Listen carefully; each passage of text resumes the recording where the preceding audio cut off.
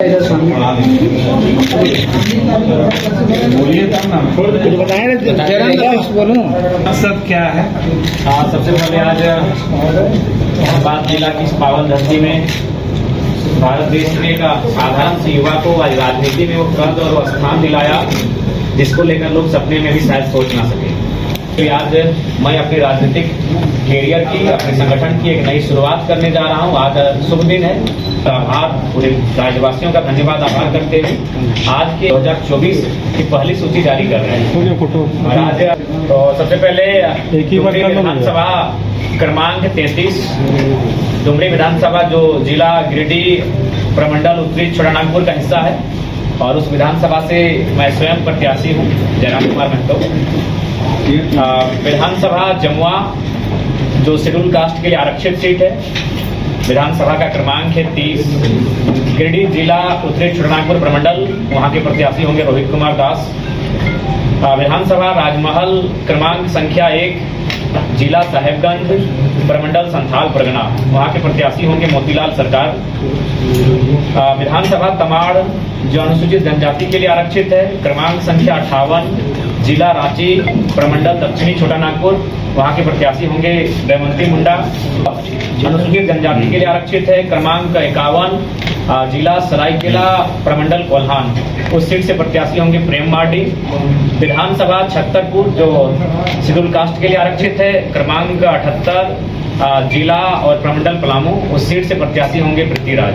तो आज ये झारखंड लोकतांत्रिक क्रांतिकारी मोर्चा का संसदीय बोर्ड और स्क्रीनिंग कमेटी की बैठक बुलाई गई थी और उस बैठक की रायशुमारी और संसदीय बोर्ड के अनुमोदन के बाद हम लोगों ने 6 प्रत्याशी की सूची को जारी करने का निर्णय लिया, जिनमें पहला विधानसभा डुमरी है। डुमरी विधानसभा चुनाव जो गिरिडीह जिला के अंतर्गत आता है वहाँ मैं स्वयं प्रत्याशी हूँ जयराम कुमार महतो। जमुआ जो गिरिडीह जिला के अंतर्गत आता है वहाँ के प्रत्याशी रोहित कुमार दास होंगे। राजमहल जो साहेबगंज जिला संथाल परगना की सीट है वहाँ से प्रत्याशी मोतीलाल सरकार जी होंगे। तमाड़ जो रांची जिला दक्षिणी छोटानागपुर का अंश है वहाँ की प्रत्याशी दमयंती मुंडा जी होंगी। सरायकेला जो सरायकेला जिला कोल्हान प्रमंडल की सीट है वहाँ से प्रत्याशी प्रेम मार्डी जी होंगे। और छतरपुर जो पलामू जिला पलामू प्रमंडल की सीट है वहाँ से प्रत्याशी पृथ्वीराज होंगे। बाकी आपके सवालों का स्वागत करते हैं। पूरे झारखंड तो ये चलिए कि 69 सीटों पर झारखंड लोकतांत्रिक क्रांतिकारी मोर्चा चुनाव लड़ेगी। उसके बाद हम लोग प्रयास करें कि कुछ ऐसे चेहरे जिनकी राजनीति में अच्छी पकड़ हो अगर वो संपर्क करते हैं तो हम लोग पूरे 81 पे लड़ने की संभावना देखते हैं। देखिए दूसरे पार्टी से आएंगे नो डाउट शामिल किए जाएंगे, लेकिन उसके लिए हम लोग जो हमारे पूर्व की कमेटी है वहाँ के जिला अध्यक्ष हैं, तमाम प्रखंड के अध्यक्ष कमेटी बनी है, उनसे एक बार रायशुमारी करेंगे। अगर वे रजामंदी देंगे वह सहमति देंगे तभी हम लोग इस विषय पर आगे बढ़ेंगे। देखिए विधानसभा चुनाव राज्य के मुद्दों पे लड़े जाते हैं। लोकसभा का चुनाव पार हो चुका है। लोकसभा का चुनाव देश के मुद्दों पर था, लेकिन देश के मुद्दों के साथ मैंने राज्य के मुद्दों से पूरे देश को परिचय करवाया। लेकिन जो राज्य के चुनाव होते हैं वो राज्य के मुद्दों के साथ होते हैं, इसलिए राज्य का जो मुद्दा है वो ज्वलंत मुद्दा, क्योंकि हम लोग अभी धनबाद में बैठे हैं और धनबाद का ज्वलंत मुद्दा अगर है तो कहीं ना कहीं आज विस्थापन है। कोल एरियाज में जो नियोजन मुआवजा है यानी एक उद्योग नीति विस्थापन नीति और उसके सबसे महत्वपूर्ण अध्ययन के आधार पर झारखंड में एक स्थानीय नीति बने। उस स्थानीय नीति के आधार पर एक मजबूत नियोजन नीति बने ताकि राज्य के बढ़ने का जो मकसद था हम लोग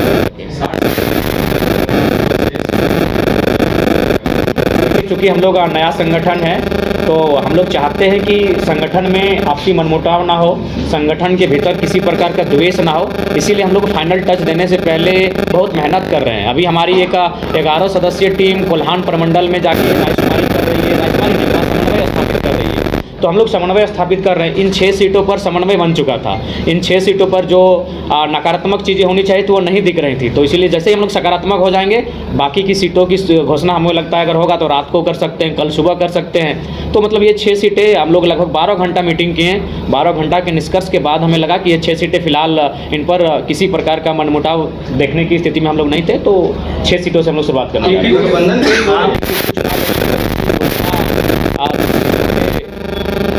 जब सूची जारी की जाएगी उस समय की जाएगी।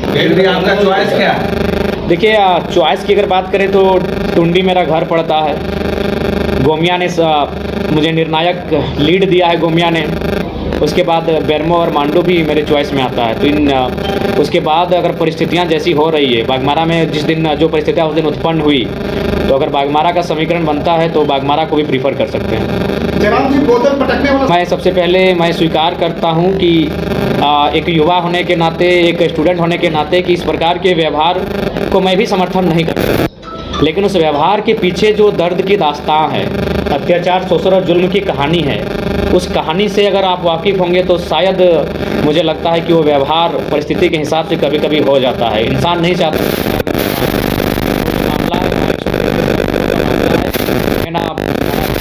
वेतन तो छोड़ ही दीजिए, ये तय नहीं है कि वो जो मजदूर हैं वो किसके अंडर काम कर रहे हैं। ना बीसीसीएल जिम्मेवारी ले रही है, ना जो आउटसोर्सिंग कंपनियां हैं वो जिम्मेवारी ले रही है। यानी कह सकते हैं कि जिस प्रकार फिल्मों में हम लोग कहानी देखते थे, सुनते थे, वो हकीकत में बाघमारा में दोहराई जा रही है। के दृष्टिकोण बेशक शून्य रहा, लेकिन हमें अपने प्रदर्शन पर गर्व रहा। पूरे भारत देश में चर्चा का हम लोग विषय बने। बाकायदा जो नेशनल पार्टियां हैं उनके जहन में है, उनके दफ्तर में प्रतिदिन तो 1 घंटा जरूर जयराम महतो नाम का और झारखंड लोकतांत्रिक क्रांतिकारी मोर्चा का चर्चा होता है। तो वो लोकसभा हार की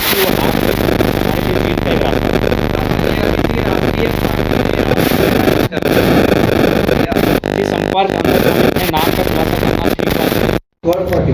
मतलब कह सकते हैं झारखंड में जितनी भी पार्टियां हमने एक बार टच किया,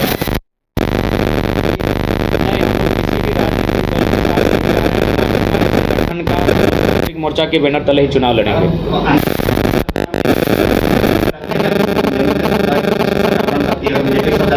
सबसे पहली बात, मैं तो झारखंड की जनता से बार बार अनुरोध कर रहा हूं कि इस बार 24 वर्षों से आपने सबको मौका दिया, एक बार हम लोग को पूर्ण बहुमत दे, ताकि इस राज्य में निष्पक्ष होकर, निडर होकर हम लोग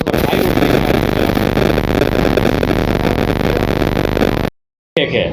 वह जारी हुआ था किसी और काम के लिए, वहाँ पत्रांक भी आप देख सकते हैं, लेकिन उस चालाक इंसान को मालूम नहीं कि पत्रांक और डेट भी कुछ होता है। उस चालाक इंसान ने इनके साइन को नीचे रहने दिया, पत्रांक को नहीं मिटाया, बीच का जो कंटेंट था उस बीच के कंटेंट को वाइट किया। क्योंकि अभी ऑनलाइन ज़माना इतना मतलब दुनिया तरक्की कर गई है कि कहना मुश्किल है, तो उन्होंने बीच के जो मैटर है पैराग्राफ को वाइटनर से या फिर जो मोबाइल का स्कैनर है उसे साफ करने का काम किया, और फिर उन्होंने उन चीज़ों को लिखने का काम किया है। बाकी पत्रांक आप देखिए और नीचे प्रधान जी का साइन, वो तो ये धोखाधड़ी कर, चूँकि थोड़ा सा लोग भ्रामक बहुत जल्दी हो जाते हैं, तो उन पर हम लोगों ने बाकायदा FIR भी किया है। आप एक सहयोगी जो संजय मेहता देना चाहूँगा, वो जहाँ भी रहें खुशहाल रहें, संपन्न रहें, मुस्कुराते रहें, हंसते रहें। लेकिन देखिए, एक कहावत है कि कुछ लोग केवल इसलिए ही आए थे कि जयराम महतो के साथ आएंगे तो शायद हम लोग को एक पहचान राज्य में मिलेगा, इससे ज़्यादा कुछ नहीं था। वो ऑलरेडी आम आदमी पार्टी से थे, और ये लोकसभा नहीं, हमको लगता है मेरे मोबाइल में स्क्रीनशॉट भी मीडिया के सामने पर रख ही देते जब सवाल किए। बाकी पुनः उनको बधाई हम देना चाहेंगे, वह जहाँ जाएँ खुशहाल रहें। और यानी ऐसे साल भर पहले जो जिस चीज़ को उन्होंने लॉन्च किया, हमारे बड़े भाई ने चालाकी के साथ हाईजैक करते हुए, फ्रॉड करते हुए जिस चीज़ को लॉन्च किया, उसका एक हाथ हमारे लगा है। एक उनका सेम DP और वो जो पोस्ट है एक उनके साथी ने उसी समय स्क्रीन शॉट करके रखा था, वही सेम जो लॉन्च किए JBK का जो फुल फॉर्म दिया, झारखंड बचाव क्रांति सेना समिति, जो फेक उन्होंने बनाया, वो 26 अक्टूबर 2023 को ही क्रिएटेड हो चुकी थी। तो बस वो इंतजार में थे कि चुनाव लड़ लेंगे, वोटों की संख्या आ जाएगी। चलिए, हमने उनको, अगर आप बात करते हैं तो आप मेरी संसदीय, आप हमारे 7 सदस्य संसदीय बोर्ड को देखिए, 7 सदस्यों की टीम ने हमने कितना सुंदर बैलेंस करने का काम किया है। मात्र 7 मेंबर हैं हमारे संसदीय बोर्ड में, लेकिन उसमें ST हैं, SC हैं, माइनॉरिटी हैं, जनरल हैं और OBC भी हैं। एक 7 मेंबर की टीम बनी है, आप उसको देखिए, आपको स्पष्ट हो जाएगा कि हम लोग जातीय समीकरण को बेहतर तरीके से साधने का काम करेंगे। क्योंकि हम लोग झारखंड बनाई है झारखंड की अस्मिता के लिए। कोई भी घुसपैठ करता है, वो चाहे प्रदेश से करने वाला हो या विदेश से करने वाला हो, घुसपैठ मुद्दा ही रहेगा। उससे क्या होगा कि हमारी जो संस्कृति है, हमारी जो परंपरा है, वो बाधित होगी।